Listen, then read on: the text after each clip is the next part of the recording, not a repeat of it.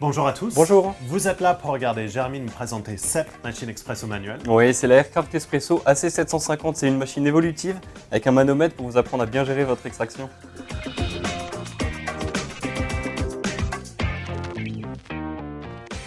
Alors, tu as dit dans l'intro machine évolutive. Qu'est-ce que tu entends par évolutive sur cette machine? Alors, dans le cas de la 750, on est sur une machine très simple d'utilisation, on le voit en façade. Mais ce que j'appelle évolutive, c'est déjà l'accès au laiton, parce qu'on a un groupe en laiton, et surtout une panoplie de filtres qui va nous permettre d'évoluer en fait avec la machine. D'accord. On peut partir d'un niveau débutant et aller jusqu'à un niveau assez vraiment très correct. D'accord.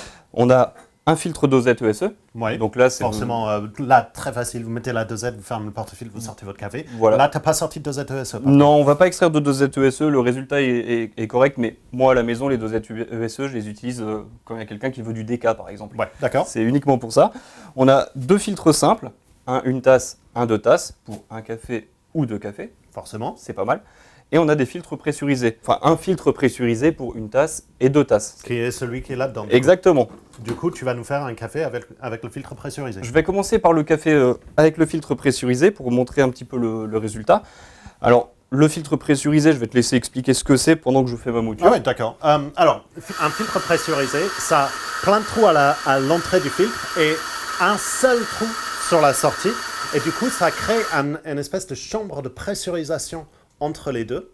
Et ça permet de mélanger le créma et sortir un espèce de créma mousse. On ne peut pas vraiment dire que c'est de la créma. C'est mieux qu'un espresso qui est purement mousse, mais c'est pas vraiment un espresso. Mais ce qui est top, c'est que vous n'avez pas besoin de régler votre moulin pour. Cette pressurisation va corriger tous les défauts de mouture que vous pouvez avoir. Donc vous pouvez même, là, tu as sorti un Eureka Mignon, l'ancienne version, mais on pourrait utiliser un moulin domestique standard à cran et vous pouvez sortir vraiment une bonne extraction même en pressurisé. Voire même du café moulu acheté dans le commerce par exemple. Oui, un pré-moulu. Pour commencer, un café moulu. Je te vois impatient. Toujours utilisez vos machines de dos, c'est beaucoup plus facile. Je fais un petit flash? Oui, alors le bouton du bas. Alors sur cette machine, je t'ai dit, c'est très simple. On a trois boutons. Le bouton Power qui se trouve en haut. Le bouton du milieu, ça va être le bouton pour activer la vapeur. Parce qu'on a une petite molette ici qui va nous servir d'activation pour la vapeur et également pour l'eau chaude. Et en dessous, c'est activation manuelle par contre des extractions. Donc tu l'actives et tu vas devoir l'arrêter toi-même. On ne peut pas régler de dose. Et enfin, on a un résultat, ça a coulé un peu rapide. Normal, on est sur une filtre pressurisé. Mais on a un joli crème à mousse qui s'est formé. Tiens, je laisse celui-là. Ok.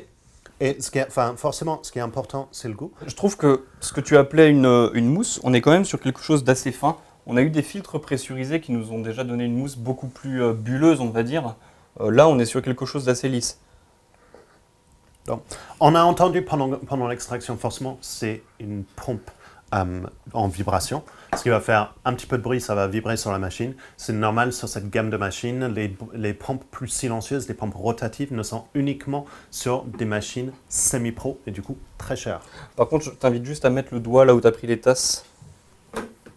Ah, oui, donc c'est une vraie chauffe-tasse.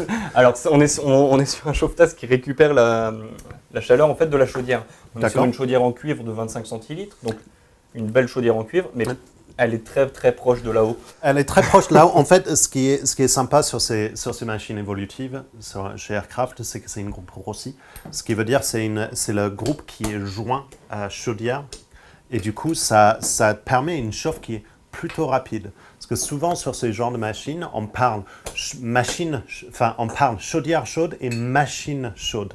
Parce que pour vraiment respecter votre créma, il faut que la machine soit entièrement chaud de la chaudière jusqu'au bec du porte-filtre. Et une groupe Rossi, comme c'est joint à la chaudière, ça va chauffer plus vite. Parce qu'on est sur un temps de chauffe de combien sur cette machine? On est sur du laiton massif, donc il faut compter 20 à 25 bonnes minutes. Quand même. Mais c'est uniquement à la mise en chauffe. Une fois que c'est chaud, ça le reste. Forcément, c'est du laiton. Et ça, c'est un très bon point des machines évolutives. C'est que c'est vraiment un accès au laiton et au matériau noble d'une machine pro. Et du coup, ça garde la chaleur et ça le diffuse correctement. Donc là, tu es passé sur le filtre simple. Alors, j'ai fait ça discrètement. C'est facile à faire. On soulève avec le filtre précédent, on insère l'autre, un petit coup, c'est réglé. Donc, du coup, Jérôme, tu tu as choisi d'utiliser un moulin micrométrique et c'est très important quand vous êtes sur des filtres simples de passer sur un moulin micrométrique. Tout à fait. Parce que c'est cette façon-là de gérer votre mouture en fonction de votre café qui est très, très important. Et n'oubliez pas, c'est tout ce qui est mouture, ratio, dose, tassage. C'est les choses pour maîtriser votre extraction. Ça s'apprend, c'est assez facile à faire. Et surtout, si vous avez une machine à manomètre qui va pouvoir vous guider si vous êtes dans la zone sympa. Alors, tu as utilisé une vraie temper cette fois. Alors, à la différence d'un filtre pressurisé qui fait la pressurisation seul, là, c'est vraiment l'opérateur, donc vous, qui allez influer sur le résultat en tasse. Le moulin, tu le disais, micrométrique, c'est très important. Il faut savoir que sur un moulin micrométrique, le petit changement de molette, ça va influer énormément. Ouais. Le dosage, la qualité du tassage, donc la mise à niveau, la pression, tout ça va influer. C'est pas si barbare que ça, tu l'as dit, c'est très facile. C'est juste un exercice, je le fais, vas-y. C'est juste un exercice en fait, et c'est aussi l'intérêt d'une machine évolutive en fait. Et toujours flusher le groupe avant d'insérer le porte-filtre, comme ça vous retirez la mouture qui a pu rester sur la douchette et vous retirez l'eau qui est peut-être un peu trop chaude. Oui. Et immédiatement après insertion, alors il te reste 2 tasses, ce qui veut dire un expresso et une tasse à cappuccino. On va d'abord parler des... on a un réel extraction. Regarde, il faut regarder les filets qui tombent. Bah, c'est régulier, c'est régulier. On a le même niveau en tasse des deux côtés. Je suis pas du tout en train de compter dans ma tête. J'y suis. Et on voit sur le manomètre qu'on est dans la zone verte, ce qui veut dire on est dans la bonne zone. Ouais, tu peux. Finalement, tu as compté un petit peu quand même. Et regarde le résultat en tasse. Je vais déjà sortir le cappuccino. Attends, est-ce que tu peux juste mettre en chauffe le bouton du milieu? Comme ça, je vais pouvoir faire une mousse de lait. Ouais, pas mal. Regarde, ce créma est magnifique. Alors, sur un filtre simple, tout va être déterminant. Même le café choisi ou la température de la tasse. C'est pour ça que je t'ai parlé du chauffe-tasse tout à l'heure et que je t'ai laissé en parler. C'est quand même déterminant. Alors, ça n'a rien à voir avec le filtre pressurisé. Pourtant, on a utilisé le même café, on a utilisé la même mouture, le même réglage mouture, quasiment la même dose. J'ai vu que tu le faisais à l'œil. Ouais, j'en ai fait un petit peu plus. L'extraction sur un filtre simple est tellement jour et la nuit. C'est un vrai créma. Vous avez beaucoup plus de corps. Une extraction réussie sur un filtre simple est excellente. Du coup, elle a pris le temps pour chauffer. Elle a déjà chauffé. Alors, on a la petite molette ici. Elle est siglée, c'est vraiment très joli. Hop. Alors, ce flush-là est important. On le voit, il y a de l'eau, mais c'est de la condensation. C'est tout à fait normal. Il n'y en aura pas autant au moment où on va faire la mousse de lait. Il faut le picher, c'est mieux. Hop. Alors, hop. Toujours bien ouvrir la molette pour avoir la puissance qu'on désire. La puissance maximale, en fait. En général, oui, mais ça va dépendre de l'appréciation des gens.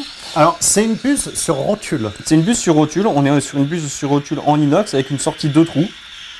Ce qui est vraiment un grand avantage. C'est la plupart des machines pro ont des sorties soit 2 trous, soit 3 trous. Mais forcément, là, on ne va pas avoir la même puissance qu'une machine professionnelle parce qu'on est sur une chaudière qui doit changer de température. C'était ça le temps de chauffe quand j'avais appuyé sur le bouton tout à l'heure. Et du coup, là, si je défais cette temps de chauffe-là, on va forcément avoir un temps où la machine va descendre en température. Vous pouvez l'accélérer en essayant de faire des flushs de votre groupe. Ouais, mais c'est un petit peu de la triche. C'est de la triche. Alors, je suis resté longtemps, façon de parler, je suis resté 1 seconde et demie.